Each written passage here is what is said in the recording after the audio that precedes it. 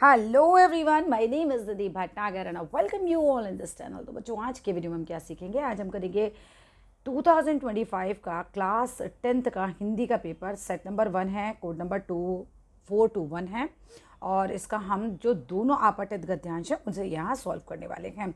जो आप लोगों की आंसर शीट बोर्ड से मिली है, मैं एग्जैक्टली उसी से आंसर डिस्कस करूंगी, सो देर इज़ नो कन्फ्यूजन। आपके बोर्ड के लिए, आपके प्री बोर्ड के लिए बहुत ज़्यादा इंपॉर्टेंट है, स्पेशली प्री बोर्ड के लिए तो बहुत इंपॉर्टेंट है। चलिए पहले गद्यांश को पढ़ना स्टार्ट करते हैं। गांधी जी ने संसार को जो संदेश दिया था, संदेश का मतलब होता है मैसेज दिया था, तो गांधी जी ने इस पूरे संसार को यानी इस पूरे वर्ल्ड को जो मैसेज दिया था वो सर्वोदय का संदेश था, यूनिवर्सल वैल्यू का संदेश था। यूनिवर्सल वैल्यू से यहाँ मतलब है कि गांधी जी ने हमें सत्य सिखाया बोलना, गांधी जी ने हमें अहिंसा का पालन करना सिखाया। ये वैल्यूज़ हमें गांधी जी ने सिखाई दी और उस संदेश की जितनी पहले आवश्यकता थी, जितनी पहले ज़रूरत थी, उतनी ही आज भी है। ऐसा नहीं है कि गांधी जी ने उस समय कहा था तो उस समय के लिए ही वो चीज़ जायज़ थी। आज आपको कहा जा रहा है कि आप हिंसा कर लो या झूठ बोल दो, वो उतनी वैल्यू तब रखता था जितनी वैल्यू आज रखता है संदेश, राइट। नेक्स्ट, गांधी जी ने अपने जीवन काल में न केवल वाणी और लेखनी द्वारा, वाणी का मतलब होता है अपने वर्ड्स के द्वारा, लेखनी का मतलब होता है अपनी राइटिंग्स के द्वारा, तो गांधी जी ने अपने जीवन काल में थ्रू आउट हिज लाइफ, हम कह सकते हैं अपनी राइटिंग्स के द्वारा वो चीज़ें लिखते थे और वर्ड्स बोलते थे, लाइक पब्लिक के सामने खड़े होकर स्पीच दिया करते थे। बल्कि कह रहे हैं कि केवल लिखने के द्वारा या बोलने के द्वारा ही नहीं, बल्कि अपने आचरण, अपने कंडक्ट के द्वारा, अपने बिहेवियर के द्वारा भी उस महान संदेश का प्रचार किया था। कौन से महान संदेश की बात हो रही है यहाँ पर? सर्वोदय का संदेश, अर्थात सत्य और अहिंसा का संदेश। आई होप यहाँ तक बिल्कुल क्लियर चल रहा है हमारा। आगे चलते हैं। गांधी जी ने इस बात पर खूब जोर दिया था, खूब मतलब हम कह सकते हैं कि कहीं ना कहीं एम्फसाइज किया था कि किसी अच्छे उद्देश्य को प्राप्त करने के लिए, like you have a good goal, आपको कोई अच्छा उद्देश्य प्राप्त करना है तो उसके लिए आपको अशुद्ध साधनों का इस्तेमाल नहीं करना चाहिए, अनफेयर मीन्स का, अनफेयर मेथड्स का आपको साथ नहीं लेना चाहिए। गांधी जी को आज़ादी प्राप्त करनी थी, तो क्या उन्होंने कोई गलत तरीके अपनाए थे? कभी नहीं, बल्कि वो ये कहते थे कि चाहे आपका गोल कुछ भी हो, कितना छोटा हो कितना बड़ा हो, बट आपको अनफेयर मेथड्स को नहीं अपनाना चाहिए।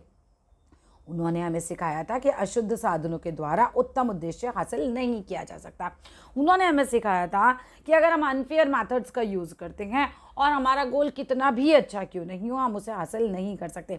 हम उत्तम का मतलब होता है बढ़िया, सर्वश्रेष्ठ, सबसे बेहतरीन, उस उद्देश्य, उस गोल को भी हम हासिल नहीं कर सकते गलत तरीक़ों से। यही कारण था कि उन्होंने देश की स्वतंत्रता के श्रेष्ठ लक्ष्य को प्राप्त करने के लिए, and this was the reason कि स्वतंत्रता प्राप्त करना उनका एक बहुत बड़ा गोल था, लक्ष्य था और बहुत श्रेष्ठ गोल था, बहुत अच्छा गोल था कि वो हमें आज़ादी दिलाना चाहते थे। लेकिन उसके लिए भी उन्होंने हिंसात्मक समझते हो, हिंसा करना, मारपीट करना एंड आतंकवादी कार्रवाइयों का त्याग करने, लोगों को कहा कि आप ये हिंसात्मक, ये जो रेडिकल्स थे, हमें पता है हिस्ट्री में हमने पढ़ा कि वो लोग तो मारदाड़ करते थे, तो गांधी जी ने सिखाया कि ठीक है, तुम्हारा उद्देश्य बहुत अच्छा है, बहुत श्रेष्ठ है, तुम्हें आज़ादी चाहिए, मगर हिंसात्मक और आतंकवादी कार्रवाइयों का आप त्याग कीजिए, उसको छोड़ दीजिए और सत्य और अहिंसा का मार्ग अपनाने की उन्होंने हमें सलाह दी थी। सत्य का मतलब ट्रुथ और अहिंसा का मतलब नॉन वायलेंस। आई होप यहाँ तक भी क्लियर चल रहे हैं। इसका परिणाम हम अपनी आंखों से देख सकते हैं। अब रिजल्ट जो है हम अपनी आंखों से देख सकते हैं। किसका परिणाम? कि गांधी जी ने जो हमें सत्य और अहिंसा पे चलना सिखाया, व्यवहार में यह रास्ता ज़्यादा सीधे और सरल साबित होता है। अगर हम प्रैक्टिकल देखें तो ये रास्ता एक तो सीधा और सरल है। इस पर क्वेश्चन आएगा कि क्या फ़ायदा हुआ गांधी जी के उस रास्ते का। तो पहली बात तो व्यवहार में ये रास्ता बहुत सीधा और सरल है। आपको सच बोलना है तो आपको ज़्यादा दिमाग लगाने की ज़रूरत नहीं है। आपको अहिंसा करना है, मारधाड़ नहीं करना, अपने आप में एक सरल रास्ता होता है। कम से कम हानि उठाकर हमने स्वतंत्रता हासिल करी। अब अगर आप हिंसात्मक तरीके अपनाते हैं तो बहुत पब्लिक मरेगी। आप झूठ का साथ देते हैं तो भी गलत है। तो उन्होंने कहा कि कम से कम हमने हानि उठाई और स्वतंत्रता हासिल करी। जो कल तक हमारे विरोधी थे, जो हमारे दुश्मन थे, वही हमारे मित्र बन गए। आगे चलते हैं। इसके विपरीत अगर हम इसके ऑपोजिट बात करते हैं तो यूरोप के पिछले 2 महायुद्धों के उदाहरण भी हमारे सामने हैं। यूरोप में बहुत बड़े बड़े वर्ल्ड वॉर्स हुए थे, उनके उदाहरण भी हमारे सामने। इन महायुद्धों में जन धन, जन का मतलब होता है लोग, धन का मतलब होता है पैसा, जन धन का भयंकर विनाश हुआ था, जन धन का बहुत ज़्यादा नुकसान हुआ था। इतने बड़े बड़े युद्ध हुए थे तो डेफिनेट सी बात है कि इसमें बहुत ज़्यादा नुकसान हुआ था हमारा। वह तो हुआ ही, इन नैतिक मूल्यों का ह्रास भी हुआ, यानी मॉरल वैल्यूज़ भी तो खत्म हुई। इंसान को मार रहा है, काट रहा है, उसको लूट रहा है, तो कितना ज़्यादा मॉरल वैल्यूज़ यहाँ ख़त्म हो रही हैं। एक देश के दूसरे देश से ज़मीनों पे खिंची हुई लकीरों के चक्कर में इतनी लड़ाइयाँ कि लाखों आदमी मर जाए तो ये मॉरल वैल्यूज़ यहाँ खत्म होती हैं, जिसके कारण मनुष्य मनुष्य कहलाने का अधिकारी होता है। तो उन नैतिक मूल्यों का भी ह्रास हो गया था उन युद्धों में। हम इंसान हैं क्योंकि हमारे अंदर समझ है, हम सही गलत पहचान सकते हैं, है ना, हमारे अंदर कुछ मॉरल वैल्यूज़ है। जानवर में वो चीज़ नहीं होती। लेकिन जब इतने बड़े बड़े महायुद्ध हुए तो वहाँ जनधन का भी लॉस हुआ और मॉरल वैल्यूज़ भी खत्म हुई थी, वो मॉरल वैल्यूज़ जिसके कारण हम इंसान कहलाते हैं। वे समस्याएं आज भी बनी हुई हैं जिनका हल करने के लिए महायुद्ध लड़े गए थे। और तुम ये देखो, इतने बड़े बड़े तुमने महायुद्ध तो लड़ लिए, है ना, कंट्रीज़ ने, लेकिन क्या सारी समस्याएं आज खत्म हो गई? नहीं, वो समस्याएं तो आज भी वैसी की वैसी दुनिया में व्याप्त हैं। अतः सर्वोदय सम्मेलन में साधनों की शुद्धता पर बल दिया गया कि आप, सर्वोदय सम्मेलन हुआ होगा कोई, उस सम्मेलन में, कॉन्फ्रेंस में कहा गया कि आप जो साधन, जो तरीके अपना रहे हैं वो प्योर होने चाहिए, वो सही होने चाहिए, उस पर बल दिया। और यही बात सर्वथा उचित है और यही बात हम कह रहे हैं सबसे सही है। चलिए पहले प्रश्न पे आ जाते हैं कि गांधी जी ने अपने आचरण के द्वारा भी उस महान संदेश का प्रचार किया था। कौन से महान संदेश का प्रचार किया था? आप लोग ज़रा मुझे अपने आंसर इस तरीके से बताइएगा, मतलब आप कमेंट बॉक्स में लिख सकते हैं, ठीक है। तो पहला ऑप्शन आ रहा है सत्य अहिंसा का संदेश दिया, दूसरा सर्वोदय का संदेश दिया, तीसरा शुभ आचरण का संदेश दिया और चौथा नैतिक मूल्यों का संदेश दिया। बताओ गांधी जी ने अपने आचरण के अनुसार किस महान संदेश का प्रचार किया था? तो करेक्ट आंसर है सर्वोदय का संदेश। बिल्कुल सही बात है, उन्होंने कहा यूनिवर्सल वैल्यू यानी सत्य और अहिंसा को देखिए। चलिए coming to the next question, answer आप कमेंट बॉक्स में भी लिखिएगा, ठीक है। तो गांधी जी के भौतिक रूप से हमारे बीच उपस्थित ना होना, कि गांधी जी भौतिक रूप से हमारे बीच में आज नहीं है, इसका क्या अभिप्राय? अभिप्राय मीन्स मीनिंग क्या है? पहला ऑप्शन, आत्मिक रूप से स्पिरिचुअली हमारे बीच में नहीं है। दूसरा, सैद्धांतिक रूप से अनुपस्थित है, अनुपस्थित मीन्स एब्सेंट, सैद्धांतिक मतलब उनके प्रिंसिपल हमारे बीच में आज नहीं है। तीसरा, प्रत्यक्ष रूप से फिजिकली बस वो हमारी, उनकी बॉडी हमारे सामने नहीं है। और चौथा ऑप्शन, मानसिक रूप से वो हमारे सामने नहीं है। तो option 3 is the correct answer, C, कि वो भौतिक रूप से, भौतिक का मतलब है फिजिकली वो आज हमारे बीच में नहीं है। दो क्वेश्चन बहुत अच्छे से हमने सॉल्व करे। चलिए coming to the third question. Third question है कि सर्वोदय के संदेश कि दुनिया को जितनी आवश्यकता पहले थी उतनी ही आवश्यकता आज भी है। बताओ ये कथन सही है या गलत है? सर्वोदय की, सर्वोदय मतलब यूनिवर्सल वैल्यू की, जितनी दुनिया को पहले आवश्यकता थी आज भी उतनी आवश्यकता, ये बात सही है? ये बात बिल्कुल सही है। चलो कारण देखते हैं, क्योंकि लगा के कारण देखो। क्योंकि समाज में विद्यमान समस्याओं के मूल रूप में पहले से अब तक विशेष अंतर नहीं आया। वो ये कह रहे हैं कि समाज में जो समस्याएं पहले थी वो आज भी हैं, इसीलिए तो उन वैल्यूज की आज भी जरूरत है। तो क्या कथन और कारण दोनों बात सही है? तो बिल्कुल सही बात है बच्चों की, कथन भी सही है और कारण भी इसका सही है। यही हमें पैराग्राफ में बताया गया है कि सर्वोदय के संदेश की जरूरत तो आज भी है, उतनी आवश्यकता है आज भी जितनी पहले थी, क्योंकि जो समस्या हमें बताया विश्व युद्ध के पहले थी वही समस्याएं आज भी बनी हुई हैं। चलिए coming to the next question, इसका सी ऑप्शन लगेगा, कथन और कारण दोनों सही हैं और कथन कारण की सही व्याख्या करता है क्योंकि लगाकर, आप देख सकते हो। चलिए अब आता है फोर्थ क्वेश्चन, देश की स्वतंत्रता के लक्ष्य को प्राप्त करने के लिए, इंडिपेंडेंस को प्राप्त करने के लिए गांधी जी ने किस मार्ग को अपनाने की सलाह दी और क्यों? बड़ा सिंपल सा क्वेश्चन है, भगवान करे तुम्हारे प्री बोर्ड में आ जाए, पूरे नंबर मिल जाएंगे। तो आंसर है सत्य और अहिंसा के मार्ग को अपनाने की और साधनों की शुद्धता से स्वतंत्रता का लक्ष्य प्राप्त करना, ये गांधी जी ने बोला था, है ना। एक बात तो उन्होंने ये कही थी कि आपको सत्य और अहिंसा का मार्ग अपनाना है, दूसरा उन्होंने कहा था कि आपके साधन, आपके तरीके जो हैं वो प्योर होने चाहिए। चलिए coming to the fifth question, स्वतंत्रता प्राप्ति के लिए गांधी जी द्वारा दिखाए गए मार्ग पर चलने का क्या परिणाम निकला? स्वतंत्रता प्राप्त करने के लिए गांधी जी, मैंने तुम्हें पैराग्राफ में बताया था कि लाइन इंपॉर्टेंट है, ध्यान से समझना।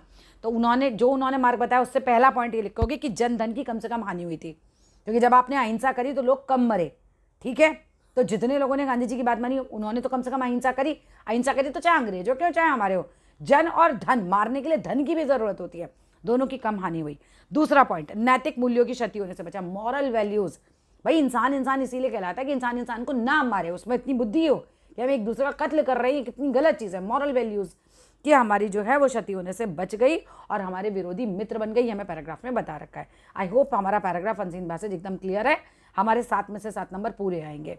चलिए coming to the next paragraph, पीने के पानी की समस्या दिनों दिन भयानक रूप लेती जा रही है। इसमें कुछ समझाने की जरूरत नहीं, सभी को पता है कि ड्रिंकिंग वाटर जो है आज उसका प्रॉब्लम बहुत ज़्यादा हो गया है, इसका मुख्य कारण क्या है कि जो हमारे पारंपरिक जो ट्रेडिशनल जल स्रोत हैं वो लगातार सूखते जा रहे हैं। अब हमारे पारंपरिक जल स्रोत का मतलब क्या होता है? पारंपरिक जल स्रोत का मतलब जैसे हमारे कुएं हुआ करते थे, नदियां हुआ करती थी, झीलें हुआ करती थी, वो जो है धीरे धीरे क्या हो रहे हैं, वो सूखते जा रहे हैं। गर्मी देखो ना कितनी बढ़ रही है, वो सूखते जा रहे हैं। और ज़मीन के अंदर का जल स्तर का नीचे जाना, यानी ग्राउंड वाटर लेवल जो है बच्चों, वो नीचे जाता जा रहा है। ग्राउंड वाटर लेवल क्या होता है? जैसे पानी, ज़मीन के नीचे पानी का है, हमें पता है, यही पानी बाहर आता है। जब हम कुएं को देखेंगे तो वो ज़मीन के अंदर का ही पानी है, या आप ट्यूबवेल से निकालते वो ग्राउंड वाटर है। बट वो लेवल ऑफ वाटर कम होता जा रहा है, वो नीचे जाता जा रहा है। और जल स्रोतों का प्रदूषित होना ये भी एक कारण है कि जल स्रोत जो है वो गंदे होते जा रहे हैं, प्लास्टिक की वजह से, केमिकल्स की वजह से, बहुत सारी वजहें हैं, लेकिन हम ये पॉल्यूट होते जा रहे हैं।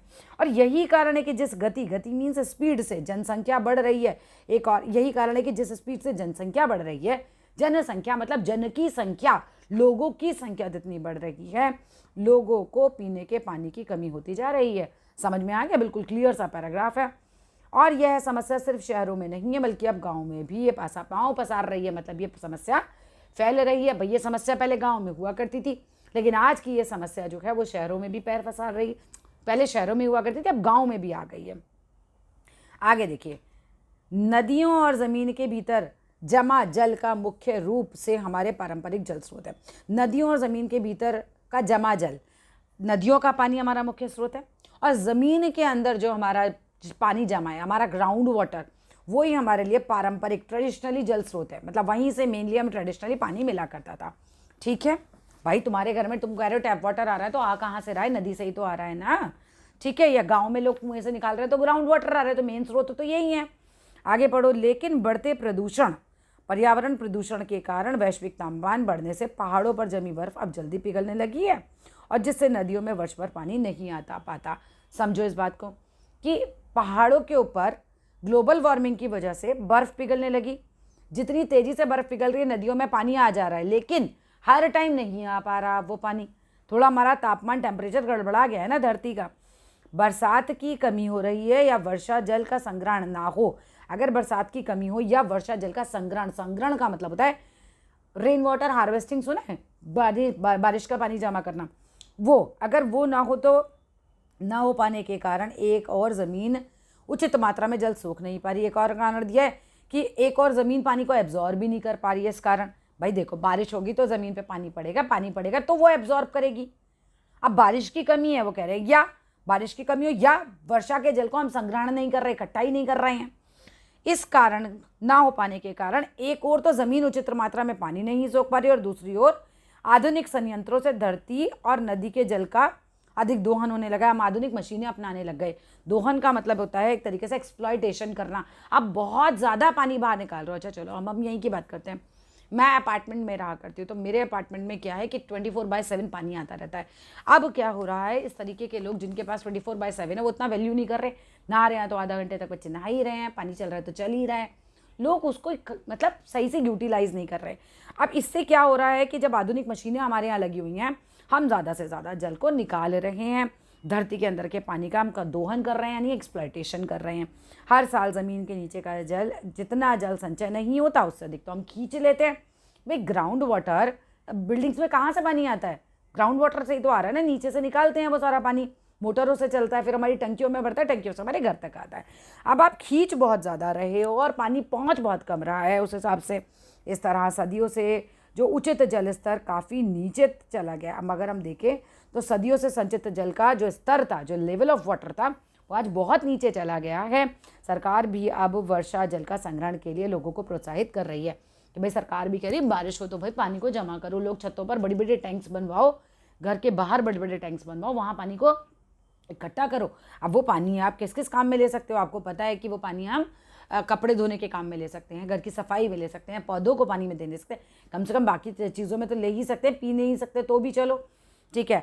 अब ये इन्होंने कहा कि इस चीज़ को कि सरकार कह रही जल का संग्रहण करो। ध्यान देना, यहीं से क्वेश्चन आया हुआ है कि जल के संग्रहण के लिए लोगों को प्रोत्साहित कर रही है, यानी कि एनकरेज कर रही है, जिसे हम जल खेती कहते हैं। तो जल के संग्रहण को क्या कहते हैं? जल खेती कहते हैं। ठीक है। वर्षा जल संग्रहण, वर्षा का पानी को इकट्ठा करना, पारंपरिक जल स्रोतों के दोहन, यानी कि जो हमारे पास ट्रेडिशनली वाटर के रिसोर्सेज हैं उनका हम एक्सप्लॉयटेशन करना और जल प्रदूषण पर रोक लगाकर इसका समाधान किया जा सकता है। उन्होंने हमें प्रॉब्लम भी बता दी, उन्होंने प्रॉब्लम के कारण भी बता दिए, उन्होंने ये भी बता दिया कि इस प्रॉब्लम को आप किस तरीके से सॉल्व करेंगे। हो सकता है आपके प्री बोर्ड में जल के संरक्षण पर आपको कहीं ना कहीं वो एक पैराग्राफ राइटिंग भी दे दें। क्या करते हैं ये लोग, बोर्ड के पेपर को उठा के घुमा के तुम्हें दे देते हैं कि देखिए बच्चा क्या लिखेगा। चलिए आ जाइए पहले क्वेश्चन की तरफ। आप लोग मुझे कमेंट बॉक्स में लिख कर देंगे अपने आंसर्स, ठीक है, और आप लोग बताएंगे। गद्यांश के आधार पर पीने के पानी की समस्या का भयानक रूप धारण करने का सही कारण नहीं है, नहीं है, ध्यान देना वर्ड पे। पहला, पारंपरिक जल स्रोतों का सूख जाना। क्या ये कारण है? बिल्कुल है, ये कारण तो है बच्चों, क्योंकि उन्होंने पैराग्राफ में बताया है कि पीने के पानी की कमी इसलिए हो रही है कि पारंपरिक जल स्रोत सूख रहे हैं। दूसरी चीज, भूजल का नीचे निरंतर कम हो जाना। क्या ये कारण है? बिल्कुल है, पीने के पानी की कमी इसलिए हो रही है क्योंकि हमारे नेचुरल रिसोर्सेज सूख रहे हैं। तीसरा बात, जल स्रोतों का दिनों दिन प्रदूषित होना। क्या ये कारण है? बिल्कुल है। हमने कहा कि पीने के पानी की कमी इसलिए भी हो रही है क्योंकि वो जो स्रोत हैं वो तो गंदे हो रहे हैं। तो चौथा चीज़ है, बचता तो यही वाला है, बट इसे समझ लो कि वैश्विक स्तर पर पूरा वर्ल्ड वाइड लेवल पर जलवायु में परिवर्तन हो रहा है। जलवायु में परिवर्तन होना इस पैराग्राफ में हमें नहीं दे रखा कहीं पे भी, आप यही वाला टिक करेंगे, ठीक है। बोर्ड के आंसर शीट में भी यही टिक करा है, ठीक है। बाकी तीन तो हमें क्लियर पैराग्राफ में बता रखे हैं। चलिए coming to the next question. निम्नलिखित कथन और परिणाम को ध्यानपूर्वक पढ़कर दिए गए विकल्पों में से सही उत्तर चुन के लिखना है। कथन है कि संचित जल से अधिक भूजल विभिन्न माध्यमों से निकलता जा रहा है। संचित जल से, संचित जल मीन्स क्या होता है? इकट्ठा जो जल है, ठीक है, उससे अधिक जल हम भूजल, भूजल मतलब ग्राउंड वाटर, एक तरीके से हम उससे ज़्यादा अधिक माध्यमों से निकाल ले रहे हैं। क्या ये बात सही है? बिल्कुल सही है, पैराग्राफ में बताया है। इतना तो जमा नहीं हो पाता जितना हम निकाल लेते हैं, और इस वजह से भूजल का स्तर दिन ब दिन नीचे जाता जा रहा है। क्या ये कारण भी ठीक है? बिल्कुल सही है। कथन और परिणाम जो इसका कारण नहीं, उन्होंने कहा इसका रिजल्ट ये हुआ, कथन ये है उसका रिजल्ट ये हुआ, तो बहुत दोनों ही बातें सही हैं। तो उन्होंने कहा कि कथन और परिणाम दोनों ही सही हैं। आई होप समझ में आ गया। चलो आ गया क्वेश्चन। मैंने पैराग्राफ में कहा था ध्यान रखना, जल खेती का क्या अभिप्राय है? जल का संग्रहण, ठीक है। दो इन्होंने ए और बी, देखो बोर्ड ने भी गलती कर रखी है। जल का संग्रहण, नहीं गलती नहीं कर रखी, मैं ही गलती कर रही थी। बी है जल का संरक्षण। संग्रहण और संरक्षण, संरक्षण का मतलब होता है बचाना, संग्रहण का मतलब होता है इकट्ठा करना। समझ में आ रहा है? दोनों में अंतर समझ लेना। जल की खेती या फिर जल में खेती, चार ऑप्शन है। फिर से क्वेश्चन रिपीट कर रही हूं। जल खेती से क्या अभिप्राय है? पहला ऑप्शन जल का संग्रहण, दूसरा ऑप्शन जल का संरक्षण, तीसरा ऑप्शन जल की खेती, चौथा जल में खेती। तो दो बाकी की तो है ही नहीं। अब पहले और दूसरे में तुम्हें कंफ्यूजन हो रहा है। रॉन्ग आंसर है जो बच्चे कह रहे हैं बी। जल का संरक्षण का मतलब होता है जल को बचाना, और हमें बताया गया था जल खेती को, पैराग्राफ में उन्होंने बोला है, देखो मैं दिखा देती हूं। सरकार अब वर्षा जल के संग्रहण के लिए लोगों को प्रोत्साहित कर रही है, और जिसका नाम है जल खेती। तो संग्रहण ना कि संरक्षण। तो पहला आंसर सही है, संग्रहण, ठीक है। अब भैया गलती मत करके आना क्लास में आ जाए तो। वैश्विक तापमान में वृद्धि के क्या दुष्परिणाम हमें देखने के लिए मिल रहे हैं? यानी कि टेम्परेचर जो है दुनिया में बढ़ता जा रहा है, गर्मी बढ़ती जा रही है। तो क्या परिणाम देखने के लिए मिल रहे हैं? पहला परिणाम जो हमें पैराग्राफ में बताया है कि पहाड़ों पर वर्ष भर जमा रहने वाली बर्फ जल्दी पिघल जाने लगी, जिससे नदियों में वर्ष भर पानी नहीं आ पा रहा। एक टाइम से पहले पिघल जा रही है तो सूख भी जा रही है फिर गर्मी में पिघल के, तो पानी पूरे साल नहीं रह पा रहा, ठीक है, ये प्रॉब्लम है। दूसरा, वर्षा का कम होना, बारिश बहुत कम हो रही है। तापमान जो है उसमें वृद्धि हुई, उसका प्रभाव ये देखने के लिए मिला, बारिश में कमी आई है। बारिश अगर कम होगी तो सीधी सी बात है हमारे जो जल जमा करने वाली स्रोत हैं वो उनमें पानी कम हो जाएगा। नेक्स्ट क्वेश्चन और लास्ट क्वेश्चन है इस वीडियो का कि धरती के जल स्तर में आने वाली गिरावट के कारणों की समीक्षा कीजिए। समीक्षा करने का मतलब क्वेश्चन को समझ लेना अच्छे से बोर्ड में कि बताइए आप ये कारण कि क्या कारण है कि धरती का जल स्तर जो है उसमें गिरावट आई। बड़े सिंपल से क्वेश्चन है, बड़ा आराम से बता दोगे। धरती के तापमान में वृद्धि हुई, गर्मी ज़्यादा बढ़ी तो जल स्रोतों में पानी सूख गया, ये। दूसरा, वर्षा जल का उचित संग्रहण और संरक्षण हम नहीं कर रहे हैं, ना तो संग्रहण कर रहे हैं ना संरक्षण कर रहे हैं, ना तो बचा रहे हैं ना उसकी रक्षा कर रहे हैं। तीसरी चीज़, धरती में संचित जल का मनमाना दोहन कर रहे हैं। दोहन कर रहे हैं मतलब एक्सप्लॉयटेशन कर रहे हैं, जितना हमको ज़रूरत है हम निकाले जा रहे हैं, दिस इज लाइक एक्सप्लॉयटेशन ना। और यहाँ फिनिश होता है ये वीडियो। अगर अच्छा लगा हो तो ज़रूर लाइक कर देना। हमने रफली 20 मिनट हमें लगभग लगे हैं इसको कंप्लीट करने में, 20 मिनट अभी हुए नहीं हैं। मैं मान के चल रही हूँ कि चलो कुछ सेकंड के अंतर पे 20 मिनट में 2 पैराग्राफ हमने बहुत अच्छे से समझ लिए हैं। That's all in this video. और चैनल को ज़रूर शेयर कीजिएगा, सब्सक्राइब कीजिएगा। Thank you.